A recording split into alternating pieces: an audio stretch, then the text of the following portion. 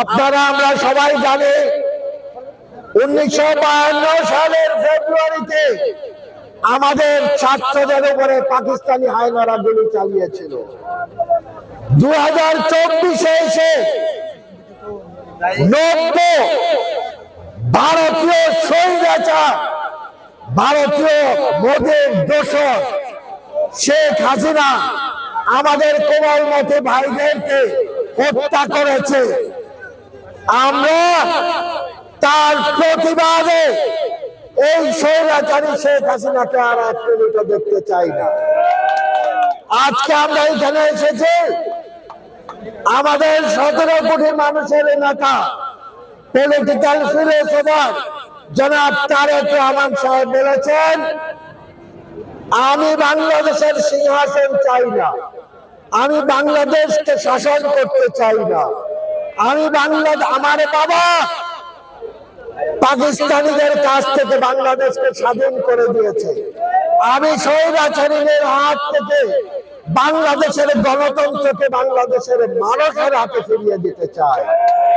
বাংলাদেশের মানুষ ঠিক করবে কে বা কারা ক্ষমতায় বসবে, কে দেশ পরিচালনা করবে, তারা দেশকে এগিয়ে নিয়ে যাবে।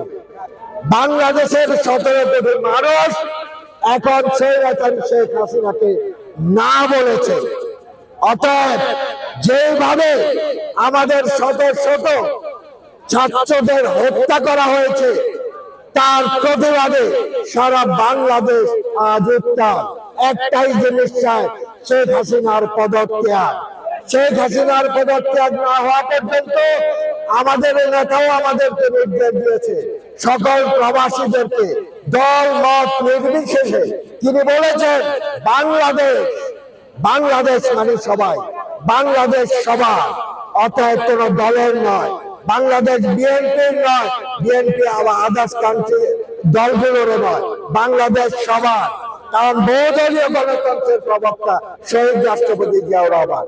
অতএব মেসেজ অত্যন্ত ক্লিয়ার, আগামী বুধ এবং বৃহস্পতিবার বাংলাদেশ এমবেসি ঘেরাওয়ের জন্য আমরা আমাদের প্রশাসনের কাছে আমরা চেয়েছি, যদি আমরা পাই দল মত নির্বিশেষে আমরা সবাই সেখানে উপস্থিত থেকে এই যে 15 বছর এমবেসি গুলো এই স্বৈরাচারের ক্ষমতা কুক্ষিগত করে রাখার ক্ষেত্রে সহযোগিতা করেছে, আমরা সেই ইয়েটা করেছে। আমরা এখানে চাই সবাইকে আজকের অনুষ্ঠানে আসার জন্য ধন্যবাদ। যেহেতু মাইক বন্ধ হয়ে গেছে, আমরা আমাদের সংগ্রাম অব্যাহত রাখবো। এখন বক্তব্য